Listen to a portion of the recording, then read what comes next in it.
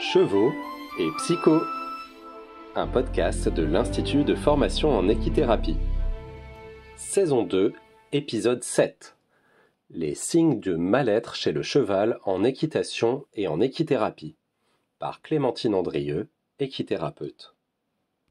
Merci. Bonjour à toutes, surtout, et à tous.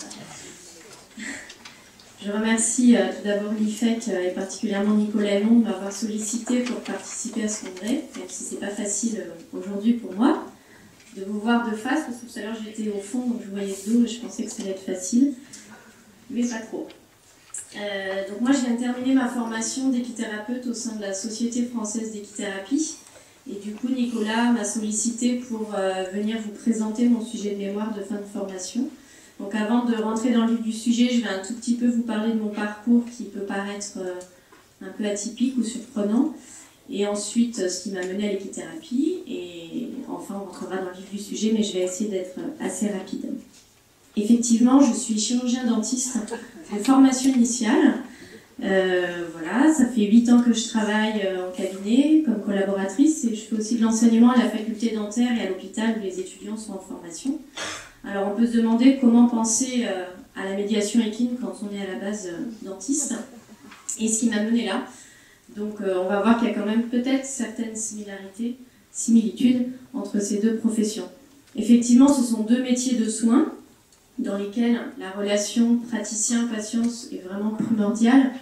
Effectivement, si on n'a pas une relation de confiance et une bienveillance, que ce soit du chirurgien dentiste ou de l'équithérapeute, on ne pourra pas avoir un soin de qualité, et je pense en particulier à l'appréhension que peuvent avoir certains patients au cabinet dentaire. Si le dentiste n'est pas là pour rassurer tout le monde, il n'y a plus personne, quoi.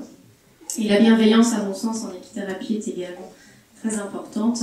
Donc finalement, on peut voir qu'il y a une distance qui n'est peut-être pas si grande entre les deux métiers, quoique quand même, quand on voit ce genre de photos, ça peut un petit peu interroger. Et c'est vrai que moi j'avais l'habitude de voir des patients tout le temps, enfin j'ai toujours l'habitude puisque je travaille toujours en tant que dentiste, des patients qui ont peur ou qui sont tout du moins dans une situation de gros stress, qui vivent leur rendez-vous comme un gros inconfort, un mal-être. Bon, et du coup tous ces comportements peuvent amener aussi une certaine agressivité de la part des patients, et en plus aujourd'hui, en tout cas moi où je travaille en région parisienne et j'ai été dans plusieurs cabinets, je suis face à des patients qui sont de plus en plus demandeurs de soins, ils sont consommateurs, on est soumis à rentabilité. Alors moi qui suis collaboratrice en plus auprès des personnes chez qui je travaille, mais aussi auprès des patients, ils veulent qu'on leur fasse quelque chose en un temps limité, ils veulent pas revenir, ils veulent pas souffrir, ils veulent pas parler. Et voilà, c'est pour ça que moi j'ai eu envie de sortir un peu de tout ça. Sortir du cabinet dentaire au sens propre du terme, c'est pour ça aussi que je suis allée voir du côté de l'enseignement, parce que j'avais envie d'autres contacts humains. Et puis j'ai eu envie de sortir de la cavité buccale des patients, de les voir plus dans leur globalité, dans leur ensemble, parce que c'est très joli tout ça, mais au bout d'un moment, pour moi en tout cas, c'est réducteur. Alors, heureusement, il n'y a pas de dentiste, j'espère, dans la salle, parce que je ne dirais pas ça à un congrès dentaire, évidemment. Et du coup, j'avais envie d'apporter un bien-être aux patients assez immédiatement. En séance d'équithérapie, on se rend compte que les patients sont quand même très vite dans une situation agréable. En tout cas, c'est ce que j'ai pu constater pendant ma formation, alors qu'au cabinet dentaire, normalement, il y a un mieux-être qui va découler de la séance, mais qui n'est pas du tout immédiat. J'avais aussi envie de prendre mon temps, d'arrêter d'être sans arrêt dans la vitesse et le speed. Et puis aussi, quand même, pourquoi l'équithérapie, c'était de concilier le soin et le cheval, puisque je suis au contact du cheval depuis à peu près 20 ans. J'ai 2 juments et j'avais envie de faire partager un petit peu tout ce que je peux éprouver, ressentir quand je suis au contact de mes juments à d'autres personnes. Donc je voulais allier soin et cheval. Et puis en fait le déclic m'est venu lors d'une belle rencontre avec un homme traumatisé crânien lors d'une randonnée à cheval. Et donc cet homme, c'est Yves, que j'ai pu suivre 2 années de suite en randonnée, et c'est à l'issue de cette semaine de randonnée, la première année en 2011, que j'ai pu enfin trouver comment concilier le soin et le cheval. Donc cet homme, Yves, a eu un accident de la route en 2000. Suite à cet accident, donc il avait un traumatisme crânien et il a eu un coma d'à peu près 2 mois. Et puis avant cet accident, il avait l'habitude de partir avec sa famille chaque été en randonnée pédestre, une famille vraiment de marcheurs. Et puis une fois que l'accident a eu lieu, ça n'a plus été possible pour lui. Et du coup, son père, qui s'occupe beaucoup de lui, a réussi à trouver un moyen pour pouvoir reprendre cette tradition, on va dire, familiale. Et il a pu, grâce à un guide de tourisme équestre qui a bien voulu essayer, et grâce à ce cheval Popeye, qui est un gros cheval comtois camarguais, un croisement, il a pu repartir en famille depuis donc 2004, ça va faire 10 ans cette année, que chaque été au mois de juin, une semaine, ils partent tous ensemble en randonnée, donc tout le monde est à pied, sauf Yves, qui lui a des gros troubles de l'équilibre, mais il peut tenir, s'il a un appui, il peut tenir, donc il se tient au pommeau de la selle, et sans ça, il est dans un fauteuil, dans son fauteuil. Donc pendant 7 jours, Yves a la chance, grâce à Popeye, de pouvoir se promener avec sa famille dans des jolies régions de France. Et voilà, alors j'ai pu participer 2 fois à cette randonnée, qui se fait en itinérance, donc tout le monde, même Yves, dort sous la tente. S'il y a un refuge sur le parcours, Yves profite de dormir au sec. Et puis voilà, les étapes sont assez courtes, à peu près 2 heures le matin et 2 heures l'après-midi, parce qu'il est quand même très fatigable et voilà, il ne faut pas que ça dure trop longtemps. Et du coup, moi, en voyant comment cet homme arrivait à sourire et à participer à tout ça, je me suis dit, c'est vraiment quelque chose qui pourrait m'intéresser, me plaire. Et c'est comme ça que fin 2011, donc j'ai contacté la Société française d'équithérapie. J'ai pu avoir un entretien et suite à ça, donc j'ai fait mes 2 années de formation où j'ai découvert un tout nouvel univers pour moi, celui de la différence, du handicap, des pathologies, des problématiques psychiatriques, etc. J'ai fait mes stages avec des enfants autistes et atteints de retard mental. J'ai rencontré énormément de professionnels de plein de milieux différents, des professionnels du soin, de la relation d'aide, du milieu du cheval. J'ai eu notamment le plaisir de rencontrer Hélène Roche l'été dernier, là encore par le biais de la SFE et de quelqu'un qui est venu intervenir auprès de la SFE. Et du coup, mon regard sur le cheval, et en particulier sur mes juments, a complètement changé. Et c'est plus un simple animal sur lequel on monte pour faire une randonnée ou pratiquer un sport ou passer du bon temps. C'est vraiment devenu un partenaire hyper sensible et très attachant et très à l'écoute de l'homme à partir du moment où on a envie de s'y intéresser aussi et de connaître sa vraie nature et ses besoins spécifiques. Alors cette formation n'a pas été sans difficulté quand même, puisque moi dans mon métier je suis vraiment actrice des soins qui sont réalisés, il faut répondre à une demande, le temps est compté, et du coup quand j'ai commencé mes stages, j'étais très impatiente, j'avais envie de faire plein de choses et notamment à la place du patient, au lieu de le laisser faire. Donc j'ai été assez vite remise à ma place par mon maître de stage pour apprendre à me mettre plus en retrait, plus à distance, à prendre du recul et à laisser faire au lieu de moi vouloir faire et accélérer les choses. Donc voilà, j'ai appris à comprendre aussi que le temps passe vraiment différemment en équithérapie, qu'on n'est plus dans le même soin et que chaque patient a son propre rythme et qu'il faut pouvoir se mettre à ce rythme, au diapason. Et ce qui m'a aussi dérangé, la difficulté pour moi, ça a été de commencer à observer certains comportements agressifs chez les poneys. J'ai observé beaucoup de fois des oreilles bien plaquées sur la nuque. Je me suis fait mordre une fois ou 2 par les poneys. Le nombre de pieds écrasés, je ne compte pas. Les bousculades. Et ça m'a interpellée, ça m'a un petit peu dérangée parce que justement, je voulais un peu sortir de mon métier premier où les gens sont dans le mal-être. Et là, je retombe dans le mal-être, mais cette fois de l'animal. Ce qui n'était pas du tout quelque chose que j'avais envisagé au départ. Alors pourquoi du coup s'intéresser au bien-être et au mal-être du cheval d'équithérapie, ce qui a été le sujet de mon mémoire? Eh bien, il me semble que le cheval, qui est vraiment le médiateur indispensable de l'équithérapeute, doit être dans un bien-être tant physique que psychique pour permettre vraiment une relation patient-thérapeute-cheval de qualité. Si le cheval n'est pas dans le bien-être ou le moins possible dans le mal-être, ça ne peut pas aller pour le patient. On sait que c'est un animal social, donc il va aller vraiment au contact du patient, il va communiquer directement avec l'homme, et il est également hypersensible, donc il peut ressentir les émotions du patient, il va percevoir l'énergie qui est libérée dans la séance, et du coup on pourrait se dire que certaines émotions, certaines attitudes du patient peuvent peut-être interférer avec le bien-être du cheval. De plus, je me suis intéressée à ce sujet parce que dans la charte d'éthique et de déontologie des équithérapeutes de la Société française d'équithérapie, il n'y a pas tout qui apparaît à l'écran, c'est pas grave. Il y a un article qui est dédié au bien-être du cheval et qui dit que l'équithérapeute s'engage à prendre toutes les dispositions afin de ne pas utiliser d'équidés en état de souffrance et afin de veiller à leur bien-être. Il traite avec respect les équidés et il transmet ce respect et le souci du bien-être des tiers humains ou équins à ceux qui participent à son intervention. Donc moi, dans ma tête, ça fait un petit bout de chemin et j'ai décidé de faire mon mémoire sur le bien-être du cheval en équithérapie. Alors, la définition du bien-être, c'est quelque chose d'assez compliqué et encore aujourd'hui complexe. Si on prend une première définition dans le dictionnaire, ça paraît très simple en fait, puisque le dictionnaire Larousse nous dit que le bien-être, c'est le fait d'être bien, satisfait dans ses besoins ou exempt de besoins, d'inquiétude. C'est le sentiment agréable qui en résulte. Enfin, le dictionnaire ne précise pas si c'est un bien-être humain, animal, c'est la définition du bien-être tout court. Après, quand je me suis intéressée d'un petit peu plus près au bien-être animal, j'ai trouvé une définition du docteur vétérinaire Vincent Bourreau, qui est assez récente, 2013, qui nous dit que c'est la satisfaction des besoins physiques, intellectuels et spirituels. Donc là, ça se complique, surtout chez l'animal. Et d'ailleurs, c'est une définition pour le bien-être animal.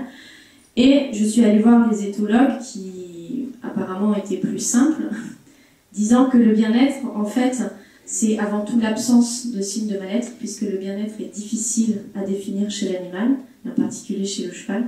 Et les éthologues s'appuient également sur le concept des 5 libertés qui correspondent aux 5 besoins fondamentaux de l'animal. Donc on ne voit pas grand-chose, mais sur la colonne de gauche, vous avez les 5 points qui sont à respecter pour le bien-être animal, et à droite, ça a été appliqué aux chevaux. Donc le premier point, c'est ne souffrir ni de faim ni de soif, ne pas souffrir d'inconfort, ensuite, être indemne de douleur et de maladie, être protégé de la peur, du stress et de la détresse, et enfin, exprimer les comportements propres à son espèce. Donc les 3 premiers points paraissent finalement assez évidents et répondent aux exigences de base, c'est-à-dire les critères physiologiques, environnementaux et sanitaires, et ensuite être protégé de la peur, du stress et de la détresse, un aspect plutôt psychique, et exprimer les comportements de son espèce et les aspects comportementaux.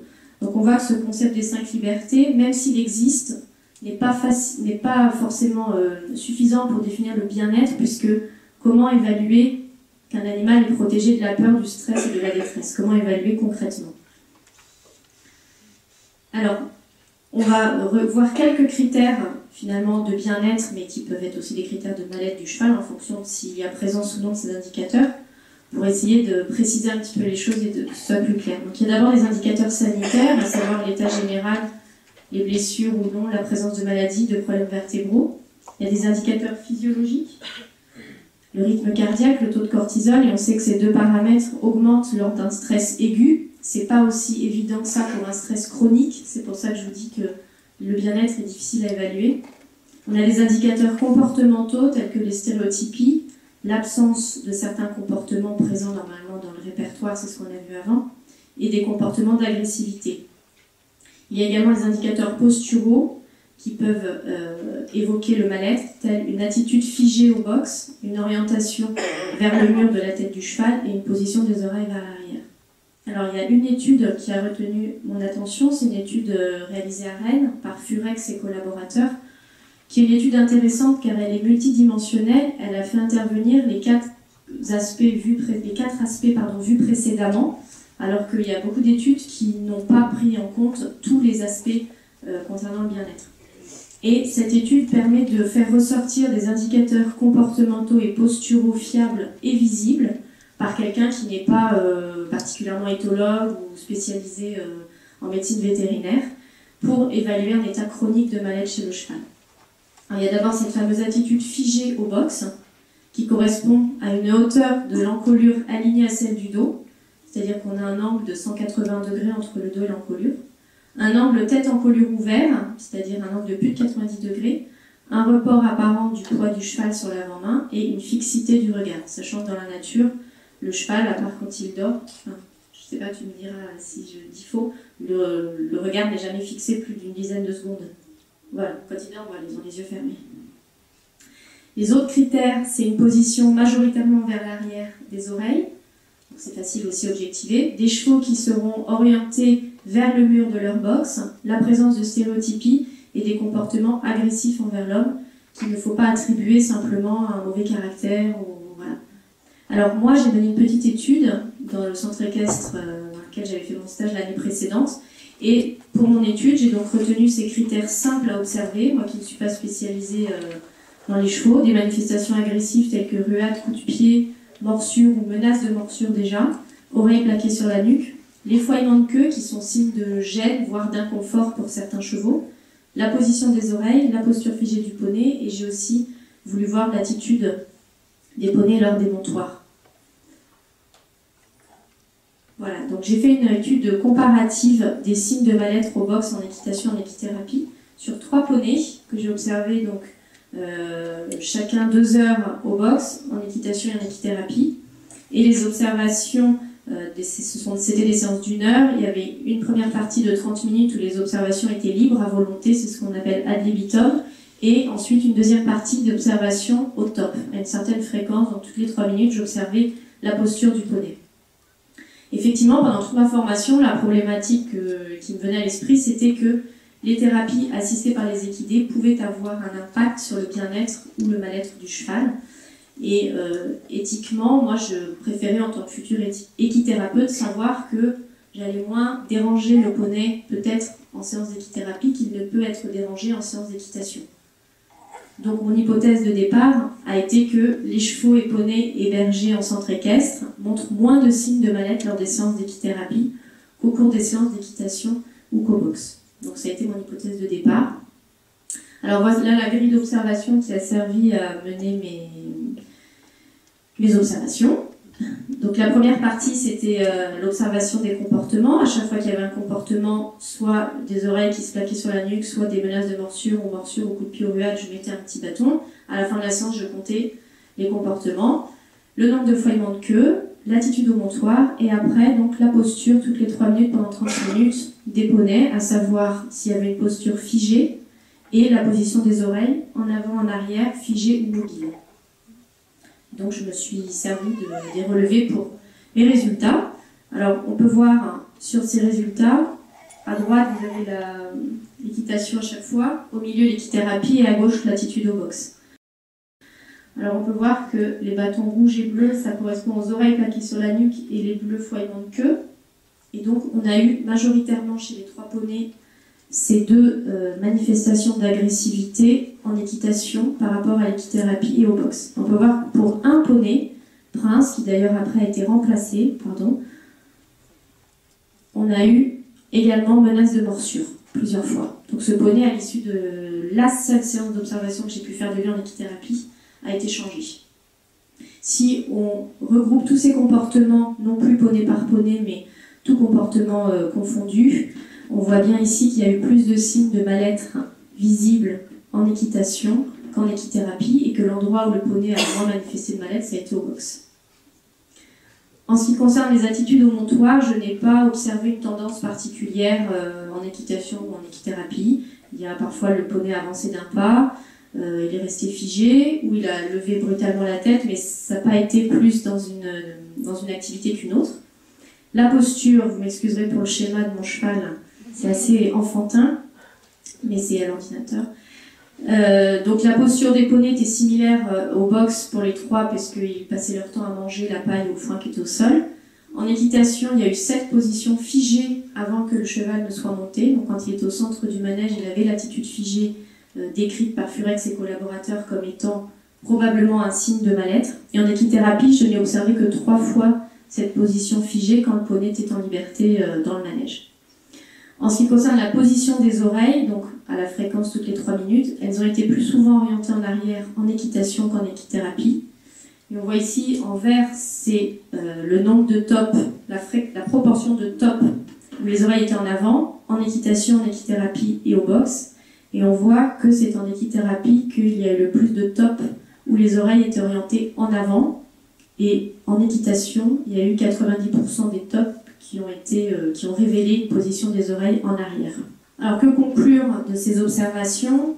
Heureusement, on n'a pas observé de morsure, de ruelle ou de coup de pied, ce qui est quand même bien, puisqu'on était dans un centre équestre avec plein d'enfants, et on se dit que heureusement les poneys ont été choisis pour leur fiabilité, leur gentil tempérament et leur douceur. C'est ce que je me suis dit. On observe 87 signes de mal-être en équitation contre 30 en équithérapie. Est-ce qu'on peut conclure et généraliser, dire que d'un point de vue comportemental et postural, les chevaux et poneys sont mieux en équithérapie qu'en équitation? Bien évidemment non, puisque mon étude a plein de limites méthodologiques. J'ai étudié 3 poneys sur 18 heures, ce qui n'est quand même pas représentatif de ce qui se passe partout. Les poneys venaient d'un seul centre équestre, sont tous logés au box, avec un équithérapeute que j'ai suivi. Les cavaliers que j'ai vus en équitation étaient tous des cavaliers débutants. Donc ce n'est pas des conclusions qu'on peut généraliser et qu'on peut étendre à toute la profession. Il faudrait pour ça, puisque ça semble intéresser bon nombre d'équithérapeutes et aussi d'autres professionnels du milieu équestre, faire des études de plus grande échelle et aller voir ce qui se passe dans d'autres structures pour des chevaux qui sont détenus, je dirais, dans d'autres conditions, auprès, etc., avec des contacts sociaux, parce que évidemment dans les box, c'est pas tout à fait facile. Alors ce qui est quand même un petit peu gênant et dérangeant, c'est qu'on ait observé, enfin pour moi qui faisais mon mémoire là-dessus, c'est qu'on ait observé des signes de mal-être en équithérapie. Malgré tout, on peut, à partir de ces observations, avoir un outil simple d'observation que vous pouvez tous utiliser de façon très simple. Observer la position des oreilles, une position figée, voir les foilements de queue, les ruades, les menaces de morsure, c'est vraiment à la portée de tous. Et ces manifestations d'agressivité, encore une fois, ne doivent pas être considérées comme le poney, il est de mauvaise humeur. Oui, il est de mauvaise humeur, mais il y a une raison à l'origine qui fait qu'il n'est pas forcément très très bien. Donc ceci est valable en équithérapie, en équitation, mais aussi plus largement pour toute personne soucieuse du bien-être du cheval lors des manipulations quotidiennes. Dès que l'homme va intervenir sur le cheval, on peut avoir une manifestation de mal-être qui apparaît. Et évidemment, ce bien-être du cheval, qu'on va essayer d'entraver le moins possible et rechercher pour veiller à la sécurité du patient, à son bien-être, mais au-delà de ça, à notre sécurité aussi et au bien-être du cheval. Si dorénavant je fais plus attention à mon cheval, c'est pas juste pour mon patient et la sécurité de mon patient, c'est aussi parce que éthiquement, j'ai pas envie d'utiliser un cheval qui va exprimer trop de signes de mal-être. Alors justement, on peut se demander, on pourrait peut-être établir un quota de signes de mal-être maximum à ne pas dépasser, parce qu'on sait que forcément on dérange le cheval quand on s'en sert.